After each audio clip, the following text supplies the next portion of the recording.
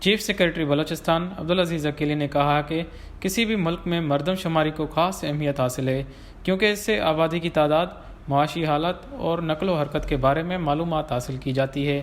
ان معلومات کی روشنی میں آئندہ کے لیے آبادی کی فلاح و بہبود اور ملک کی ترقی کے لیے منصوبہ بندی کی جاتی ہے۔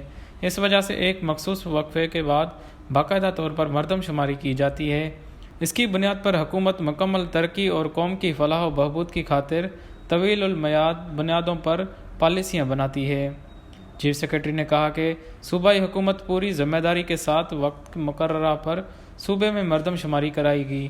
اس کی شفافیت کو یقینی بنانے کے لیے تمام ضروری انتظامات کو یقینی بنایا جائے گا۔ وفاقی حکومت پہلی مرتبہ ڈیجیٹل مردم شماری منعقد کرنے جا رہی ہے۔ اگر مردم شماری کا عمل درست خطوط پر استوار کیا جائے تو اس کی کئی فوائد ہیں۔